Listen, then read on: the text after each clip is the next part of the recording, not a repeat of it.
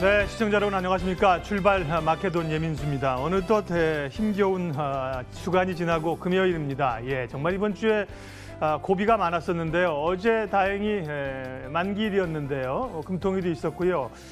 상당히 좀 심리적인 부담들을 털면서 덜어냈습니다. 코스피는 막판에 매물로 좀 밀렸지만 코스닥은 상승세를 유지하면서 2% 가까이 올랐고요. 급반등이라는 건 뭐 이런 거다. 종목별로 좀 보여줬죠. 종목별로 그동안 눌려 있었거나 뭐 이런 종목들이 뭐 7%, 10% 이렇게 오르는 종목들이 굉장히 많았습니다. 나스닥은 또 다시 사상 최고치를 기록을 하면서 기술주가 또 힘을 냈네요. 고민은 또 되는 거죠. 그렇다면 이제 시장에서 악재는 모두 다 반영한 것인가, 다시 달릴 것인가, 그러기에는 또 좀 아직까지 부담스럽기도 하고 또 언제까지만 머물 수도 없는 문제고 어쨌든 국면 전환이 좀 될 것 같은 가능성들을 조금 가져보면서 금요일 시장 이야기 하도록 하겠습니다. 먼저 장영혁의 마켓 시그널로 장영혁 팀장 만나서 금요일장 또 어떻게 대응해야 될지 알아보도록 하겠습니다. 1부 지금부터 시작하겠습니다.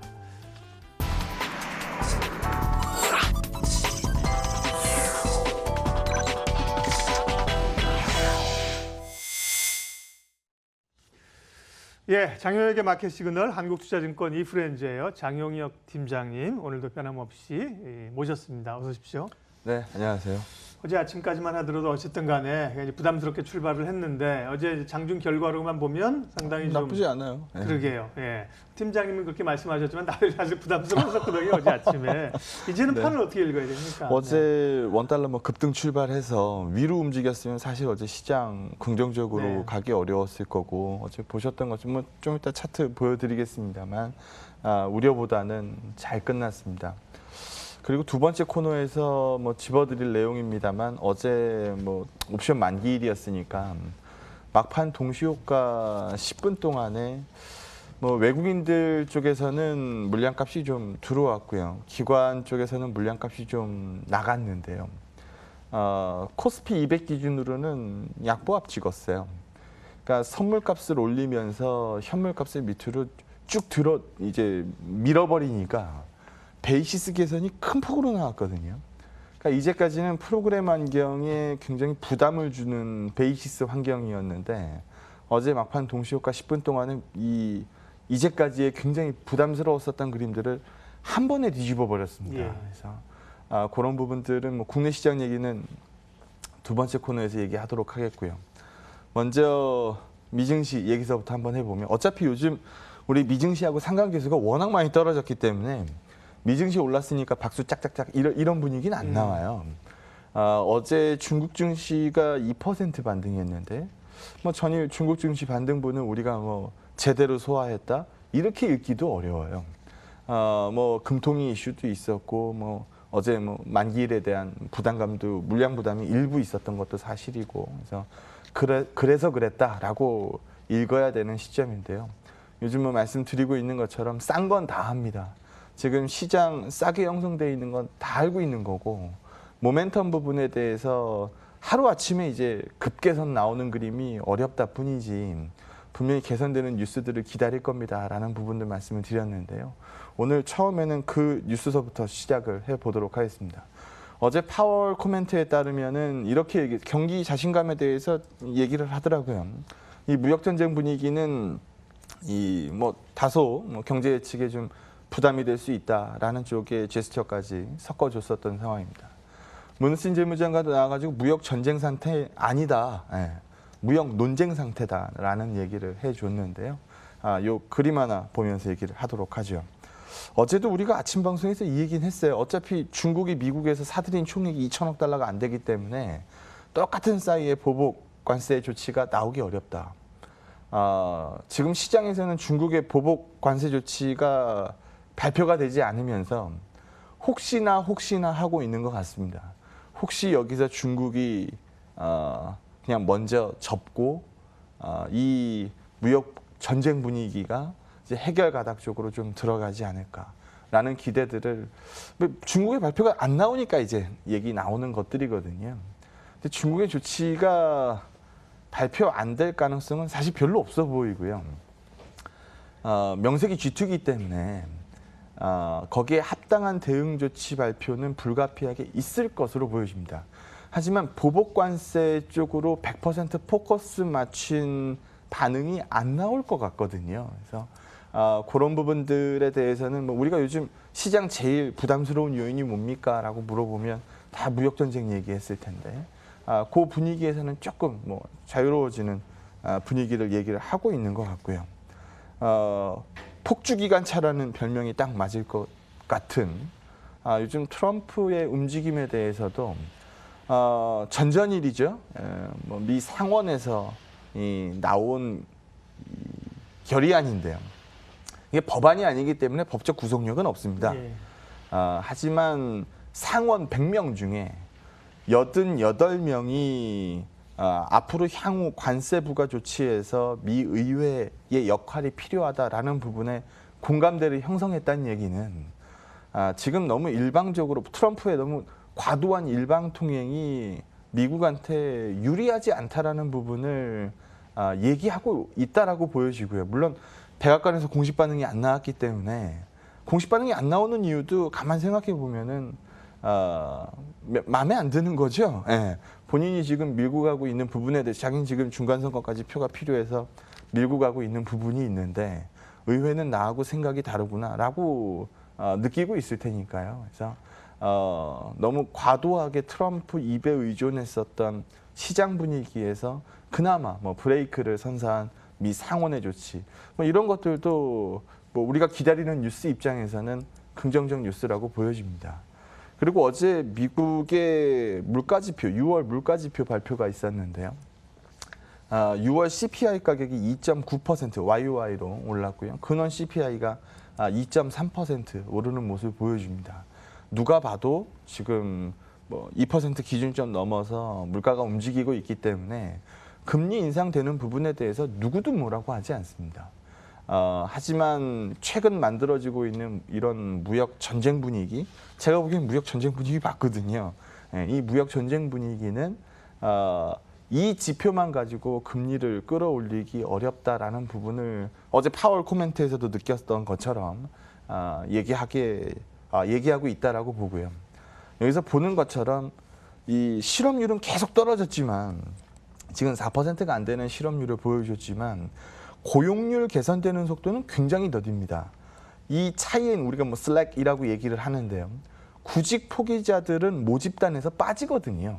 그러니까 구직 포기자들이 모집단에서 빠진 상태에서 실업률이 계산되니까 실업률은 계속 떨어지지만 이 고용률 자체가 눈에 띄는 뭐 이 속도에 맞는 개선이 나오지 않으면서 실제적으로 임금 상승률이 뒷받침을 이 실업률에 해당되는 뒷받침을 못 하고 있는 상황입니다.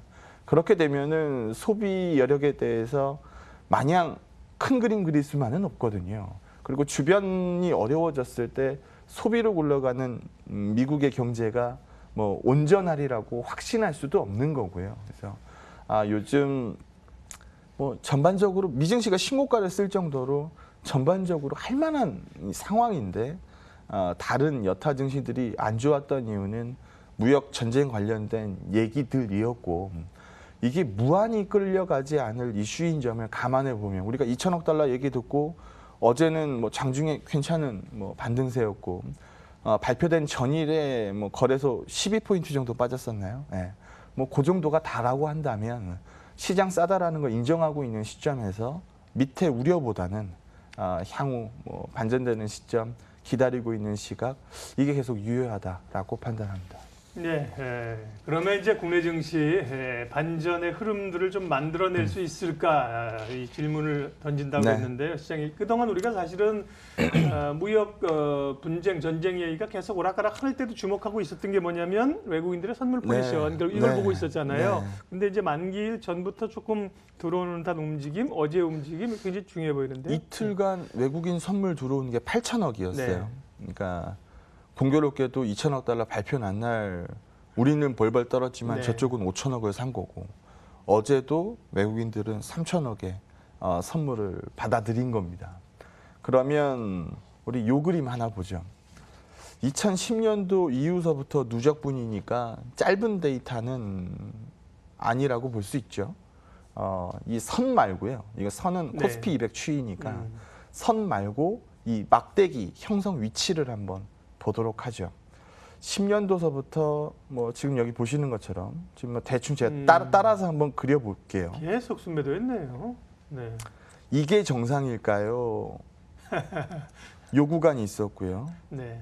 이 밑으로 내려와 있는. 그러면 요 구간이 정상일까요? 아니면 나머지 요 타 구간이 정상일까요? 그림만 봤을 때는 아래 구간이 더 광범위하니까 그죠? 일반적으로 외국인 선물은 2조 원에서 4조 원 정도 순매도 포지션이 깔려 있는 게 네. 정상입니다. 그러니까 무슨 얘기냐 하면 어느 날 갑자기 우리 대한민국에 투자하고 있는 외국인들이 대한민국 보유분 현물 주식을 제로로 만들어라. 어느 날 갑자기 갖고 있는 물량값을 전부 다 시장에다 내뱉어서 제로로 만들 가능성? 갑자기 악재가 나왔다. 없죠. 예, 아니 갑자기 악재가 나와도 제로 포지션으로 만들 수도 없죠. 네. 못 만들잖아요. 그렇게 하다 보면은 그럼 뭐 그냥 바이앤홀드로 계속 쭉 끌고 가는 거냐? 뭐 마음씨 좋은 외국인 아저씨가 뭐 나빠도 좋은 거고 좋아도 좋은 거고 뭐 그냥 쭉 그냥 끌고 가는 거냐? 그것도 아니에요. 외국인들 수급이 뭐 변덕스럽게 이루어지니까요. 그러면 그 잔파도들에 해당되는 시장 변동성들은 뭘로 컨트롤할까요? 선물로 컨트롤할 수밖에 없거든요. 그러면 주식 보유분을 제로로 만들지 못한다라고 한다면 파생값을 이용해서 해지를 거는 거는 당연한 거고 시장이 불리할 때는 해지값이 늘어나는 거고 시장이 유리할 때는 해지값이 줄어드는 거거든요. 그래서 이 구간이 현물도 매입하고 선물도 매입하고 그러니까 소위 말해서 뭐 나 죽기 전에 이런 장 또 올지 몰라 이런 생각이 이제 드는 구간이 이 구간이었다라고 한다면 나머지 구간들은 일반적으로 외국인 선물 매도가 깔려 있는 게 정상입니다. 근데 지금 사상 최대 매도치까지 떨어졌었던 이 외국인 선물이 4조 원 넘게 쌓였었으니까요. 그래서 개선을 보이기 시작하는데요. 물론 뭐 이틀 보고 개선입니다라고 확신할 수는 없지만 추가적으로 숏을 쌓지 않는 부분을 일단 좀 볼 수 있고요. 좀 전에도 말씀드렸습니다만 어제 막판 동시효과 때 상당히 큰 변화가 있었어요라고 말씀을 드렸는데요. 지금 현재 어제 종가까지 반영한 이론 베이시스는 0.84입니다. 이론 베이시스 가격이 0.84예요. 근데 시장 베이시스 가격이 9월 선물 만기가 지금 굉장히 많이 남았음에도 불구하고 밑으로 형성돼 있었어요. 만기가 이만큼 남았으면 시간가치 반영분 때문이라도 이론가 이상에서 움직이는 게 정상입니다. 근데 지금 밑으로 찍혀 눌려 있었거든요. 그럼 이 구간에서 프로그램은 매수가 나갈까요? 매도가 나갈까요? 당연히 매도가 나가죠. 그래서 수급을 억누르는 그림이 나올 수밖에 없었는데 어제 막판 동시효과 때 선물은 살리고 현물값을 K200 중심으로 밀어내리면서 어제 K200 값이 약보합을 찍었으니까 이 시장 베이시스 가격이 위로 쭉 올라와서 1.59 나옵니다. 근래 들어서 보지 못했던 시장 베이시스 값을 만들어 줘버린 거예요. 그래서 이걸 보여주고 나니까 괴리도가 0.75 플러스로 반전이 됐고요. 괴리율이 0.25 플러스로 반전이 됐습니다. 그럼 이제까지 프로그램 수급을 찍어 눌렀던 그림들 쪽에서 상당 부분 돌아 나갔다는 얘기거든요. 그래서 최근 ETF, 대한민국 쪽의 ETF, 이머징 쪽의 ETF가 유출세였기 때문에 외국인 비차익이 매도가 나갈 수밖에 없는 환경이었고 뭐 그걸 기반으로 해서 상당히 좀 찍어 누르는 그림. 사실 우리 대한민국 시장 파생 사이즈 나오는 데가 없기 때문에 특히 이머징 시장 쪽에서 없기 때문에 해지를 걸려면은 우리 대한민국에 과도하게 걸 수밖에 없는 상황이었는데요. 그런 부분들이 과도한 눌림을 만들어냈었다라고 판단을 하고요. 그런 그림들 쪽에서 돌아 나올 준비를 상당 부분 하고 있고 상당 부분 뭐 했다라고 얘기할 수 있는 국내 증시의 모습입니다.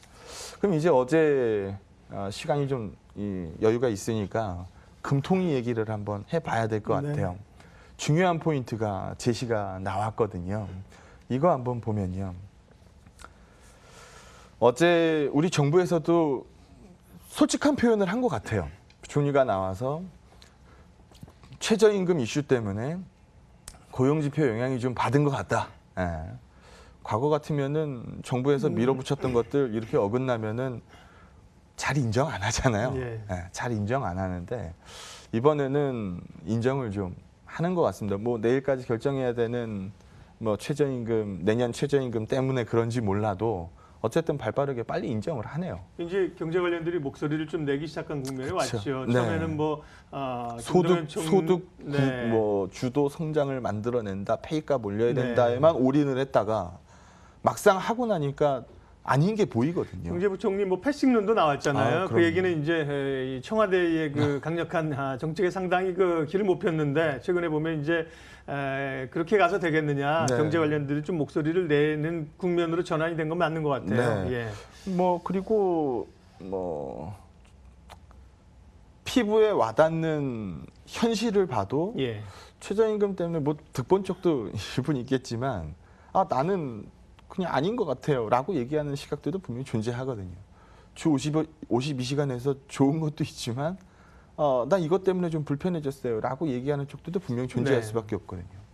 정치 얘기를 하는 그러게요. 코너가 아니니까. 가지 말고 다시 네. 경제로 오자고요. 조심스러운 예. 얘기니까. 그래서 이 차트를 하나 보시면 네. 15년도 평균치, 16년도 평균치, 17년도 평균치도 이 취업자 수로 봤을 때는 20만 데이터가 넘습니다. 그러니까 우리 지금 10만 데이터 턱걸이 나오는 거는 이 정말 크게 위축된 거예요. 고용 시장이 크게 위축되어 있는 거예요. 특히 지금 구직 포기자들도 상당수 있는 점을 감안해 보면 지금 뭐 편의점 주인들은 모여서 나 이대로는 못 살겠다. 알바가 사장보다 더 번다. 뭐 이런 식의 움직임이잖아요. 뭐 이런 식의 움직임으로 고용값이 실제로 주는 그림들이 나오거든요. 그럼 이 그림하에서 심리 꺾이는 거, 소비에 대한 심리 꺾이는 건 당연한 겁니다. 뭘 벌어야 쓸 거 아닙니까? 심리가 꺾이는 거는 뭐 당연한 겁니다. 이때는 뭔 일이 있었길래 이렇게 소비 심리가 확 좋아졌나요? 이 박근혜 정부 국정농단 사태 마무리하고 이 새로운 대통령이 들어오는 시기였기 때문에 기대감들 확 돌아 나오는 시점이었거든요. 그래서 그때 이후에 다시 한번 이제 꺾이기 시작을 한 겁니다. 그러다 보니까 어제 금통위가 혼란스러울 수밖에 없는데요. 어제 금통위 내용을 보면 올해 성장 전망치 3%에서 2.9%로 내렸습니다. 내년 성장 전망치 2.9%에서 2.8%로 내렸습니다. 0.1%포인트씩 내린 거죠. 이렇게 하면은 그리고 이제 물가 전망 자체는 1.6%로 유지를 시켜버렸으니까 이렇게 되면은 이 발표된 내용만 보면은 우리가 딱 캐치할 수 있는 건 뭐예요? 금리 인상 안 한다는 소리구나. 금리 인상 멀다는 소리구나. 하지만 뭐 기자회견에서도 밝혔던 것처럼 내외 금리 차가 많이 벌어지게 되면 뭐 이것도 신경 안 쓸 수 없는 요인, 뭐 자금 유출 요인이 되기 때문에 뭐 그 얘기를 뒤집어 봤을 때는 실제로 뭐 9월 FOMC 정도에서 이 인상이 FRB에서 추가적인 인상을 한다라고 하면 그냥 뭐 한번 따라가는 정도, 뭐 한 10월 금통위 정도에서 뭐 한번 인상 정도 하려나, 뭐 요 정도 가이던스가 끝이거든요. 그러다 보니까 어제 우리가 일반적으로 갖고 있었던 이 시각은 금통위원들의 소수표가 없는 걸 예상을 했습니다. 소수표가 있을 수 없다라는 부분이었거든요. 근데 어제 뚜껑을 딱 열어보니까 발표는 이렇게 나왔는데 소수표가 나온 거예요. 6명은 동결값을 얘기를 하고 1명은 인상값을 얘기를 했습니다. 작년에도 10월에 소수표 나오고 11월에 금리가 올랐는데요. 이번에도 뭐 그런 그림들을 조심스럽게 내다 보니까 이거 그러면 다음 금통위 때 금리 올라가는 거냐 라는 쪽으로 또 갑자기 쏠리는 거죠. 그러다 보니까 전망치는 떨어졌는데 소수 의견은 나왔고, 그럼 이게 금리 조정의 시그널이 된 거냐 아니면은 말 그대로 정말 한 금통위원회 소수 의견인 거냐, 이 부분 가지고도 지금 굉장히 혼란스러운 상태입니다. 근데 뭐 지금 계속 못 올리고 있는데 금리를 한 번 정도 올린다고 해서 금통위가 시장에 뭐 부담? 그렇진 않죠. 그렇진 않지만 우리가 올려야 돼서, 네. 그러니까 예전에도 한번 얘기했었던 것 같은데 능동적인 금리 인상이냐 아니면 떠밀려서 쫓아가는 올라가는 거냐, 거냐, 여기는 천지 차이거든요. 근데 지금 현재 입장에서는 떠밀려서 올려야 되는 시점인데 지금 현재 너무 안 좋기 때문에 이왕 늦은 거 조금 더 이 시각이 분명히 시장에 있었거든요. 네. 근데 그런 부분들 쪽에서는 나 잘 모르겠어요라는 쪽으로 시각이 많이 돌아섰다라는 점입니다. 그래서 전일 금통위를 듣고 나서 원화 약세가 좀 무뎌졌죠. 이걸 한번 보시면 어제 장중에 1,130원까지 찍었던 환율이에요. 근데 금통위 발표 딱 보고 나니까 그러면 뭐 8월이 됐건 뭐 10월이 됐건 금리는 올라가겠네. 그러면 미국과의 올해 연말 내외금리 차가 100bp가 벌어지는 게 아니고 75bp가 벌어질 가능성 존재하겠네.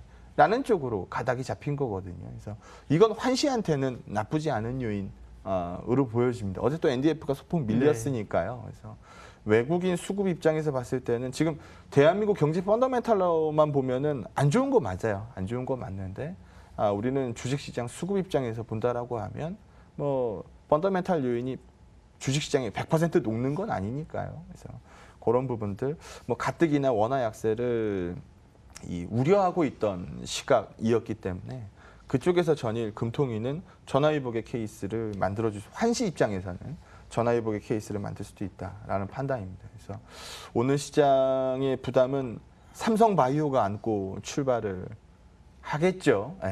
뭐 시간 관계상 삼성바이오 얘기는 지금 하기 좀 어렵겠습니다만 악재 노출로 읽을 건지 아니면은 바이오 제약 전반적으로 이끌고 내려가는 악재로 읽을 건지 일단 오늘 이 방향을 하나 보시고 이게 다른 쪽으로 그러니까 뭐 시장 지수를 리드할 수 있는 이 시총 상위 종목들 쪽으로 매기가 옮겨 붙는다라고 하면은 지수는 오히려 탄력적으로 바뀔 수 있고요.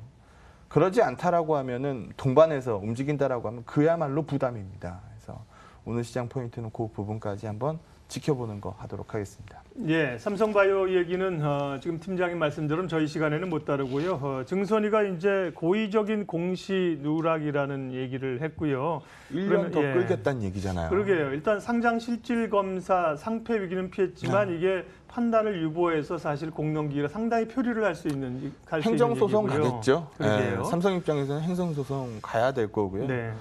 투자자들 입장에서는 이걸 1년 또 질질 끈다라는 부분에 대한 부담이 분명 존재할 거고요. 네. 삼성바이오는 그런 변동성이 있었고 또 SK는 미국의 10대 제약사인 엠팩이라는 회사를 인수해서 바이오 쪽에서 오늘 상반된 종목별 의견이 좀 나오고 있는데요. 저희는 오늘 그 얘기는 지금 이 시간에는 못 다루고요. 다음 코로나 아니면 또 팀장님이랑 시간 될 때 얘기하고요. 자, 전략을 마무리해야 될 텐데 그러면 이제 그동안 종목 좀 고르는 작업들 했었잖아요. 조금 더 고르는 작업을 해야 될지 아니면 좀 사들어가도 될지. 어제 보면 뭐 일부 종목들 아마 관심 종목으로 등록해놓은 종목들 막 괜찮았어요. 10%씩 오르고 이런 거 많이 보셨을 거예요. 뭐 이 스튜디오 드래곤도 그렇고요. 그러면서 좀 마음이 급해지시기도 할 텐데 어떻게 할까요? 일단 차트 하나 보시면은 어제 하루 종일 외국인 잤어요. 그러니까 선물만 움직이고 현물값은 그냥 잔 거거든요. 네. 자다가 막판 10분 일어났어요. 기관들은 하루 종일 뛰었어요. 그러다가 막판 10분 동안에 모든 걸 버렸어요. 그래서 이게 나와야 될 그림이었다라고 한다면 베이시스 개선이라는 신호를 타고 긍정적 시그널로 나왔으니까 오늘 필요한 거는 이 그림 위로 색칠을 시작하느냐 아니면은 어제 그린 그림을 지우개로 지우느냐 이 차이일 거라고 보거든요.